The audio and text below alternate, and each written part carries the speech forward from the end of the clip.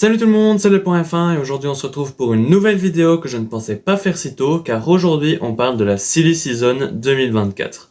Alors, on fait le point ?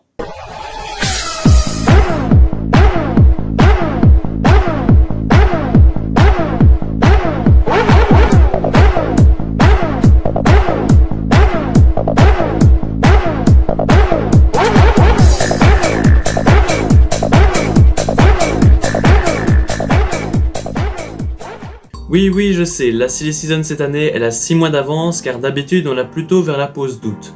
Mais cette année, elle commence maintenant et à mon avis, elle va durer toute l'année. Aujourd'hui, nous allons nous attarder sur les choses que l'on sait déjà, c'est-à-dire les prolongations de Charles et Lando et d'Hamilton qui part chez Ferrari en 2025. Nous reviendrons également en chiffres sur la carrière d'Hamilton chez Mercedes.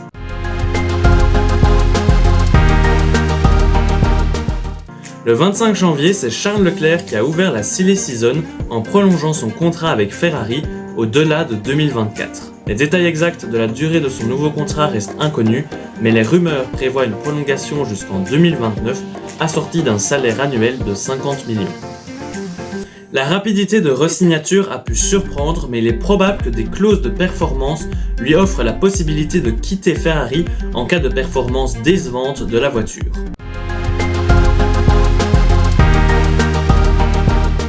Un jour après Charles, c'est Lando Norris qui a renouvelé son contrat avec McLaren pour plusieurs années. En 2022, il avait déjà signé un contrat avec McLaren, le liant avec l'équipe jusque fin 2025.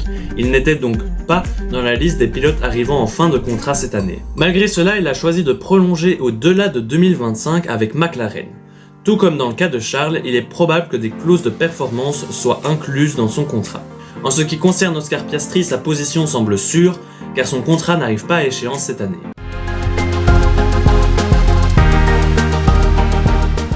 Ce jeudi, une annonce surprenante a secoué le monde de la Formule 1. Lewis Hamilton quitte Mercedes pour Ferrari en 2025, malgré son renouvellement de contrat jusqu'à la fin de 2025 en août dernier. Il semble qu'une clause de sortie lui permettait de quitter l'équipe plus tôt que prévu. Mais quelles sont les raisons d'un tel départ ? Eh bien, tout d'abord, Mercedes éprouve des difficultés depuis 2022 à cause du changement de réglementation et de leur concept zéro ponton qui n'a pas produit les résultats attendus. Hamilton a également éprouvé des problèmes avec la position dans la voiture au cours des 2 dernières saisons et s'est opposé au maintien du concept zéro ponton pour 2023, une opposition qui n'a pas vraiment été prise en compte. En 2022, il a même dû jouer les rôles de testeur et il a terminé derrière son coéquipier. Un autre facteur majeur pourrait bien être le départ de certains ingénieurs de chez Mercedes pour Ferrari, dont Loïc Serra, responsable des performances chez Mercedes, qui comme Hamilton s'était opposé à la prolongation du concept zéro ponton. De plus, la relation de confiance entre Hamilton et Fred Vasseur établie bien avant la Formule 1 a probablement joué un rôle. Ayant collaboré chez ART en GP2, Hamilton a peut-être reçu des promesses de Fred Vasseur et un salaire sans doute plus attractif que celui qui lui était proposé chez Mercedes. Enfin, la dernière raison pourrait bien avoir été prédite par Sebastian Vettel. Everybody's a Ferrari fan. Even if they're not, they are a Ferrari fan. Even if you go to the Mercedes guys, even if they say that, oh yeah, Mercedes is the greatest brand in the world, they are a Ferrari fan. Et oui, je ne connais pas beaucoup de grands champions qui ne sont jamais passés par Ferrari. Schumacher, Prost, Vettel, Ascari, Alonso, Lauda, Fangio pour ne citer qu'eux, sont tous passés par la case Ferrari. Et je pense sincèrement qu'Hamilton voulait faire ce passage-là aussi à un moment donné. Peut-être réussira-t-il là où beaucoup ont échoué en devenant champion du monde avec Ferrari. Ferrari a maintenant son duo de pilotes pour 2025 et Hamilton est dans une position plutôt avantageuse.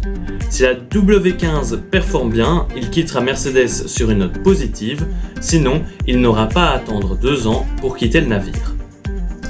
La seule question qui persiste est de savoir si nous entendrons toujours le fameux chez Ferrari. Toto Wolff a répondu qu'ils en discuteraient et que cela pourrait bien se concrétiser. Je vous propose maintenant un petit retour en chiffres sur la carrière d'Hamilton chez Mercedes.